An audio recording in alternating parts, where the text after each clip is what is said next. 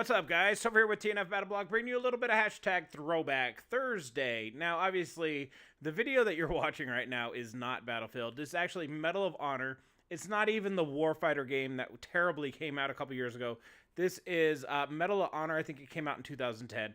Ruckus is almost 100% platinum to this game on the PS3. And he asked me if I'd help him out, trying to get the last trophy. And so I decided, of course I would help out my homeboy.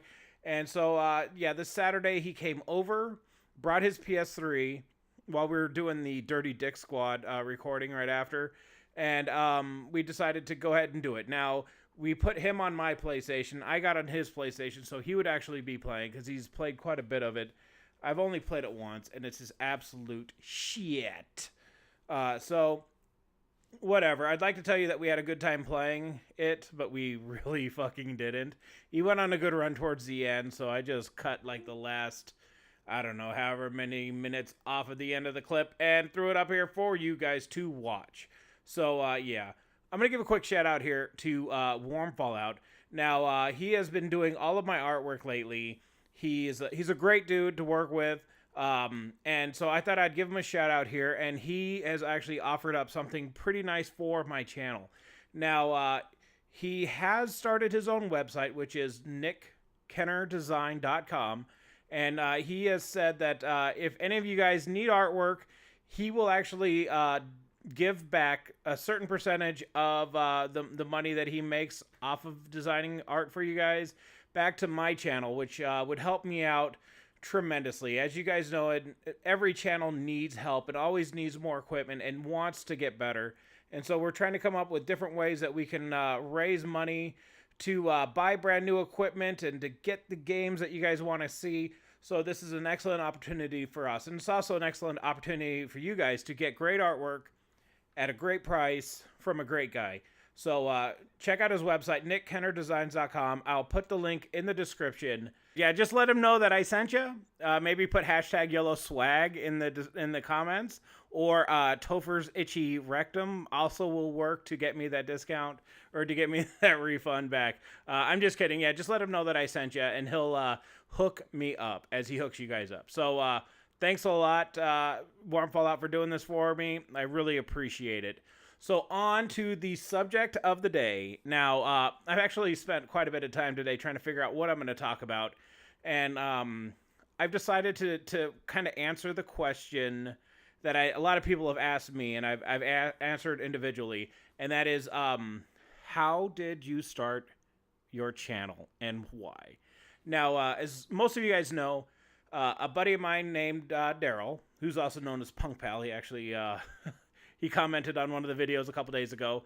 We're really good friends, and we used to write for this website together that was like a video game related website, and he did more of like a nerdy type article once a week.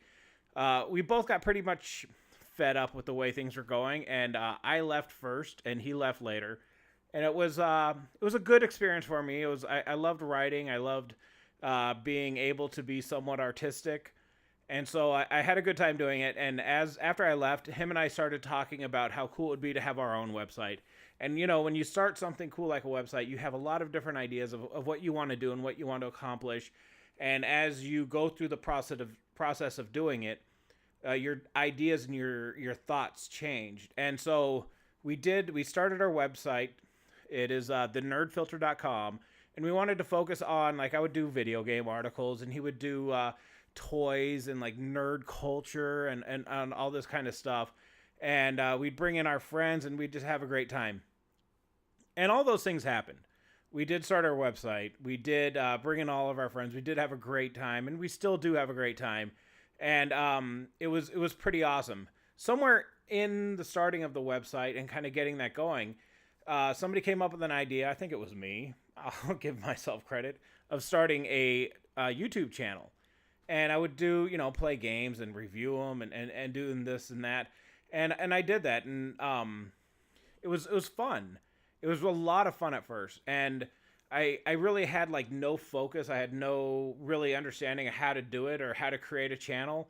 And so I would make mistakes. And I made mistake after mistake after mistake. I really didn't understand the importance of being focused, having your channel being focused. I didn't understand that people need to see what they want to see on the channel, and I thought I could just show up and kind of be me, and people would just flock in because they love Topher, but that never happened. And I really didn't even know who I was, or how to be me on a video. So we really just struggled, and I tried everything to get the channel going. I put a bunch of money into ads on these.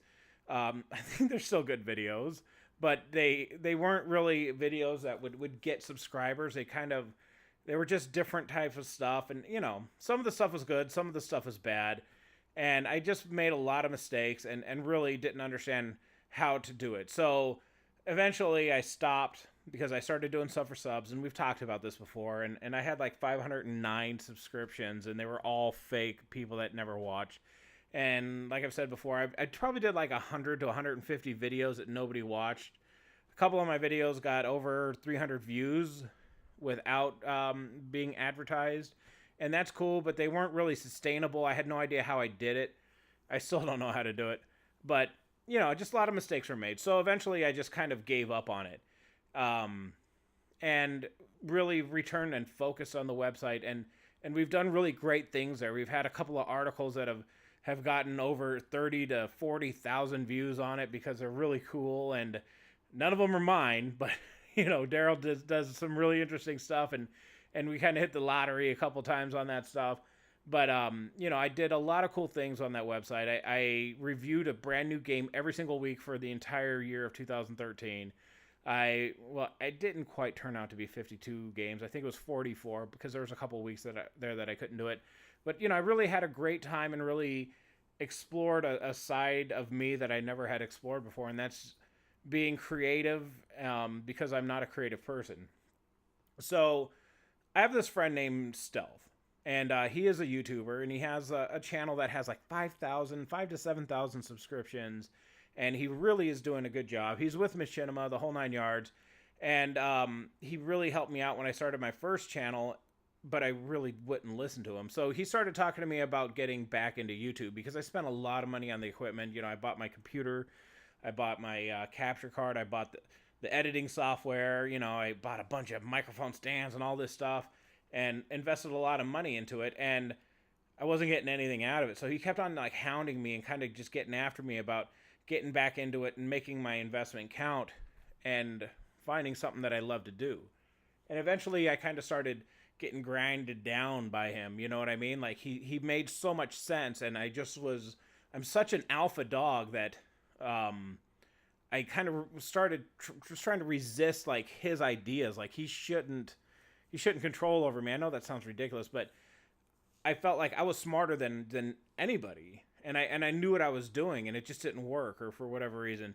So eventually I learned one of the biggest lessons that you can learn in YouTube, and I had to just shut up and be humble and start listening to him. And what he was telling me is that when he started his channel, he was a Call of Duty channel. He did Call of Duty Black Ops and Black Ops 2 and all this stuff, gameplays, and he would only put up like 100 kill games, and he got pretty popular like that. And he told me, I love Battlefield, and I should really think about a way of incorporating that into a channel. And so the wheels started turning, and one day I decided to just do it, because on the website I wanted to start doing something called a BattleBlog. And because when the new year rolled over, I didn't want to do a brand new review every single week. I was really struggling to do that because I was playing a lot of different video games that were terrible and stuff. And so I wanted to do something new. And so I decided that I was going to devote 2014 to Battlefield. And I was going to write a weekly blog. Now, these weekly blogs have gone away because I really don't have much time to write anymore. And so that was my idea, was to do a battle blog. And then so I decided to start a channel, and I was going to make videos of my like highlights of the weekend or something. And so I started talking to Stealth again, and he started telling me how he became successful. And I did something that's really important, and that was listen and be humble and take his advice. And I really took it to heart. And he gave me a lot of great advice, and they were to be focused and to have great content and to reach out and make a connection with the people that subscribe to me, and to do, all these things that really just make sense. And he talked to me about networking and how to do a bunch of different things, and I listened, and that's just how I got started. Was I started making the videos, and it took a while to get going, because even though I listened to him, it didn't mean that I necessarily took his advice, because when you do something like this, you actually aren't just fighting to get a foothold into YouTube. You're fighting yourself that the content that you make is good enough. And so when I started making my content, I never believed that it was good enough. And eventually I had to kind of reach out and branch out and see what other people was doing. And what I found was that I wasn't perfect. I say a lot of ums in my commentaries and everything else, but I threw that one in there because I'm cool. But when I watched other people, I realized that I was good enough. I would watch somebody that had like 300 to 500 subscribers, and I think that my content was as good as them. And so what I realized is that I had to trust myself and trust my instinct and become more than what I was, because I kept on making excuses like, yeah, I'll get partnered when my content's good enough, or I'll get partnered when I have enough people, or I'll do this or I'll do that when I do this or do that. But what I had to do was just say, I am good enough. My stuff is good enough to be partnered. And so I went out and requested Machinima to check me out, and they accepted me. And what I also had to do was say that my stuff was good enough that I can go to somebody else's channel and ask them to look at my stuff, because I'm proud of the content I make.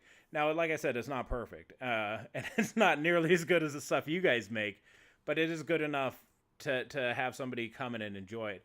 And so I had to figure out like who I was and what my channel was going to be about. And what I figured out is that in order to be successful in YouTube, it's really not possible to like kind of hit it big, and be the next Jack Frags, or be the next White Boy 7th Street, or to be the next PewDiePie, because these guys are already here.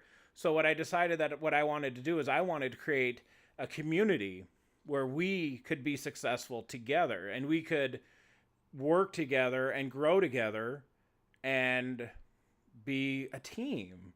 And I know that seems really cheeky and really kind of stupid, but that's honestly what I want to do, is that I want to be successful at this. I mean, I'm 100% driven and focused to make my YouTube channel be successful and be everything I want it to be, but I don't want to do that alone. And so that's why I reach out, and that's why I try to support as much as I can, and give shout outs, and to work with people, and to give people a chance to come on my channel and to do something cool like the Nerdy Dick Squad, because I don't want to be successful by myself. So that's kind of why I did it, and that's kind of my idea behind it.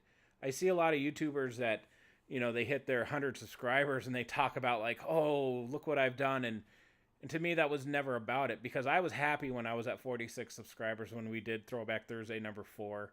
I was so grateful for those 46 subscribers, that now that I think I was at 160 today, it's just mind-blowing to me that you guys are still here.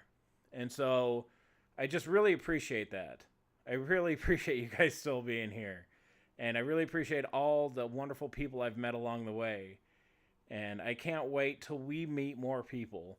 And I can't wait till like Blucky hits 10,000 subscribers. And I can't wait for King DJ Tar to be like the most popular YouTuber that's out there. I really can't wait for those things, because I really believe that you guys are good enough to do that. And it's not just Blucky, and it's not just King DJ Tar. It's all you guys that you guys really have some amazing stuff. And it really, it kind of makes me feel like I'm not good enough when I watch your guys' stuff. So I really just hope that you guys keep going, keep pushing, stick with me, because I'll stick with you, and let's just be the best that we can all be together. So thanks for watching. God, this shit gets so sappy every fucking week, man. I'm turning into a goddamn bitch. Just kidding. Thanks for watching, guys. I really appreciate it. We'll see you guys next time. Please like, comment, subscribe, favorite. Don't forget to visit thenerdfilter.com. Check out nickkennerdesigns.com. Yo! throw hashtag yellow swag up in that bitch, and so I get some money off this motherfucker. See you guys later. Bye.